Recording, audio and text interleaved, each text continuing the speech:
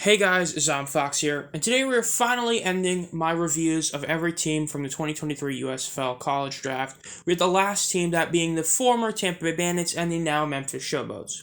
Showboats are the last team to talk about. They were the last team fighting before getting eliminated from the playoffs after blowing it in Week 9 against the Breakers. So, without further ado, let's get started. Their first pick was in the 4th overall offensive tackle, Mason Brooks from Mississippi. He started 23 games at Western Kentucky before going to Ole Miss in 22, where he was a first-team All-Conference USA selection in 21 and played in all 13 games for Ole Miss in 2022. According to PFF, he had an overall blocking rating of 83.4 in 2020, which was 12 in the FBS. He was named to the All-CUSA first team in 2020 as well. I think this is a solid pick. The fact is that, like I've said before, I'll keep saying it again, trenches are the best way to pick in these kind of drafts. You're getting talent that is the most necessary and hard to get high end of. And the fact is this team had a really bad offensive line last year, like really bad. So the more they draft, the better the chance that some of them will come to the league in the next couple of years to help them out, so I like that pick. Then in the second round, we have Isaiah Bolden, cornerback from Deion Sanders University, Jackson State. To put it simply, Bolden played 2 seasons at Florida State before going to Jackson State in 21, where he led the nation, both FBS and FCS, in kickoff return average at 36.9 per attempt, and tied for the FCS lead with 2 kickoff return TDs. He was a 4-star cornerback coming out of high school. I like this pick a lot. I think this is I don't like a lot. I like it for the sense that he could be a returner for them. I think that, having some sort of returner is always a good way to go. It's one of those positions that not everyone always talks about, but is a huge help, especially considering the fact that the USFL, unlike the NFL, has actual kickoffs where you return kicks, which is, in the NFL, it's this unheard of commodity. I think this is overall a really solid one. I really do like that. Now, Rashard Davis is still here, so it's a bit weirder, and so is Derek Dillon, so there's a good chance that they're both going to be here, so they'd either have to have one of them leave in the next couple years, if Bolden comes here. It's just, in theory, if he were to come today, there's a good chance he wouldn't be a starting returner, which is why I would risk picking him this high. It's a decent pick in theory. Could be better, though. Then we have Brevin Allen from Campbell, defensive end. He was a second-team All-Big South selection in 2019 and 20, and then in 2021 he was named second-team All-American by the AFCA as well as third-team selection by the AP. He was also Big South Defensive Player of the Year, leading the conference in sacks and tackles for loss that season, with 9.5 and 17.5 respectively. Solid pick. The Bandits last year, the Showboats this year, can you really name any defensive lineman they had last year and go, oh yeah, that dude was really good? No, you can't. So, trenches was a huge need for them, and drafting as many as they can, hoping that these guys will come to the league in the next couple of years is a huge idea. I like this pick. I think it's a solid one. Then we have Benny Sapp, the third Northern Iowa defensive back, 4th round. He was a third-team All-American in 22, as well as a first-team Missouri Valley Conference selection. Played his first 2 collegiate seasons at Minnesota before going to UNI after the 19 season. In 22, he recorded 53 tackles, 4 picks, and 2 pass breakups, and a forced fumble. Another defensive back pick. I'm not the biggest fan of this. Defensive backs I don't think are as important as, the trenches in the grand scheme of things. Is the whole idea of getting good in the trenches is that you can either protect your quarterback to make his job a lot easier, or you rush their quarterback, which if you're better at rushing their quarterback, it helps your DBs out a lot. Because even if you do have great defensive backs, then a team could just run the ball through you as long as your defensive line is bad. But if you have a great defensive line, it's hard to do anything against you. So I would rather this pick been an edge rusher rather than picking a second cornerback or defensive back this high. Not the biggest fan of it. So, maybe they're hoping that one of them comes, but I'd rather try and get defensive linemen to come than get defensive backs, whatever. Then we have Michael Ezek from UCLA, tight end. He made 8 starts in 22, finishing the season second on the team with 4 receiving touchdowns. He had 407 receiving yards and 7 receiving touchdowns. A guy that could very well come to the league in the next couple of years, if not very soon. I think this is an overall, honestly, a really solid pick. If I'm not mistaken, Cheyenne O'Grady is not with the team right now, and he was their tight end last year. That was honestly a very a very sleeper good tight end last year, as everyone focused on, the Bug Howards and the great Sal Cannella of the world, but O'Grady was a really solid player, and I don't believe he's on this team anymore. So I think that this is a solid idea to try and get a tight end that has a very good chance of coming to the league in the next couple bit. So I think this is a really solid one. I like this pick a lot. Good pick. And then we have Jerome Carvin from Tennessee, offensive lineman, 6th round. He played 5 seasons for the Vols. He saw action in 60 games with 43 separate starts. He appeared in more career games than any position player in school history, seeing action in 2,817 total snaps. He only allowed 2 sacks over the last 26 games of his career and did not allow any in 2021.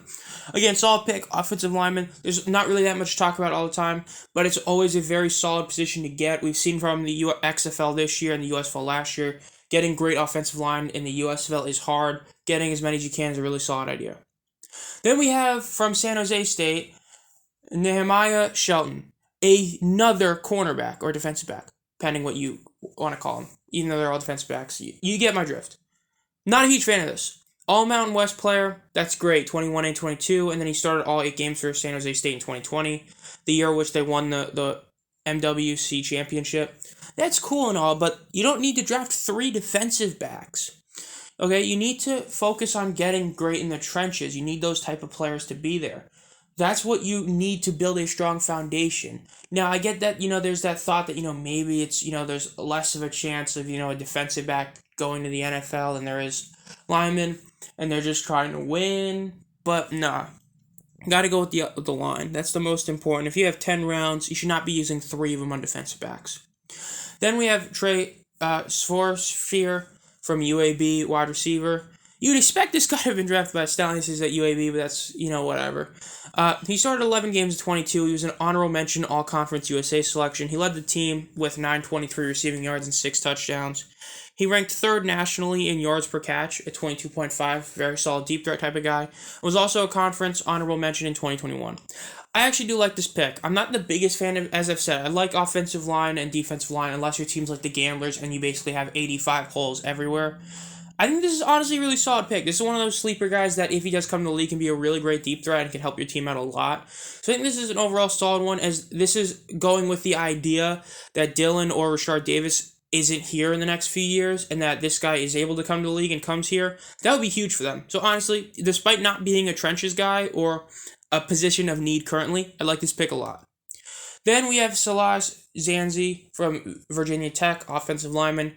He started 32 games from 18 to 22, and in 22 anchored an offensive line that allowed 1 or fewer sacks 3 times. He started at right tackle, right guard, and left tackle in his Virginia career. That versatility is a huge thing. He's probably going to get at least a shot in the NFL just because of his ability to be versatile. As we don't know, playing not only just guard and tackle, but being able to move sides is a huge deal. So he basically can do everything but play center, but who knows, maybe he will.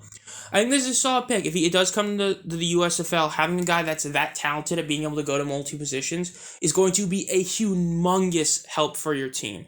That's one of the best picks we've seen in the draft. Then their last pick is, yet again, a defensive back. This time, safety Antonio Fletcher from Southern Illinois. He was at Arkansas State from 18 to 21, and in 22 he was with Southern Illinois. He recorded 38 tackles and 4 pass deflections in 19 and 20. He started a combined 21 games at Arkansas State, and in 2020 he was named the College Football News top 30 Sun Belt players. Not a huge fan of this, as I said. Another defensive back. You don't need all these defensive backs. I'm not a huge fan of this. I'm really not. So, yeah. Now, in terms of their overall draft, I'm going to be honest. I think that in some regards, it's really solid. In that regard, it's that it seems, at least to me, that the Showboats are fully going into the Brady White era, as he was the backup last year, and it looks, at least right now, it looks like they're going to fully have him be the quarterback for this team.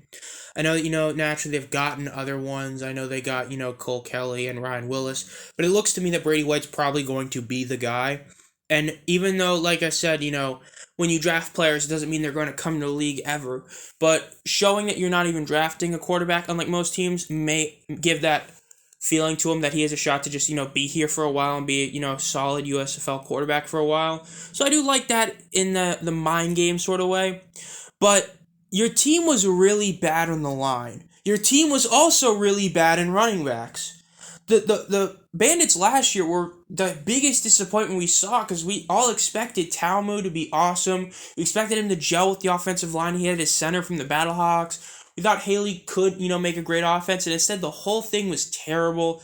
Talamu wasn't that great. The offensive line was even worse, and the running backs were basically just as bad.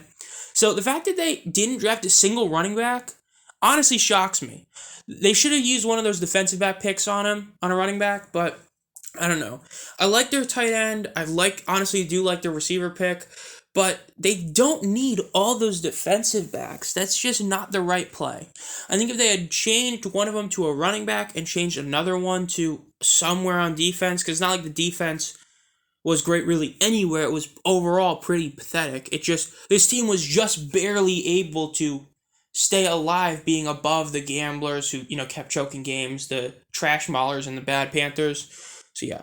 In terms of what I give this team, I don't think it was horrid. I don't think it was as bad as the Breakers. I think this is honestly just it's a one where there's a lot to be desired, but it wasn't bad. I'm gonna give this one a C plus. I think a C plus is fair because a lot of their picks were solid. It's just that I think it's been saying 3. They drafted like 4 defensive backs. You don't need 4 defensive backs in a 10-round draft.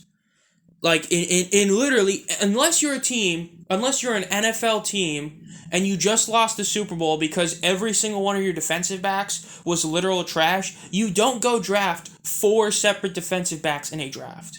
I don't care what it is. You don't do that unless it's, you're drafting like the inaugural draft where you're drafting each position a few times. That was a terrible decision. I don't know what Rosano and Haley were thinking, but maybe it works out for them, but at least to me, I'm not a huge fan of it. So overall, that's all my draft reviews. In terms of what we have coming up, later this week, probably about Wednesday, we're going to have the mid-season review of the XFL's first year, being the XFL 3.0.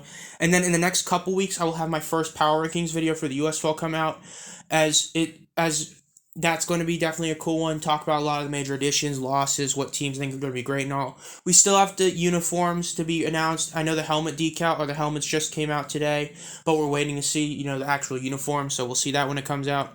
This has been Zom Fox. If you enjoy this content, make sure to subscribe and hit the bell. As always, have a great night.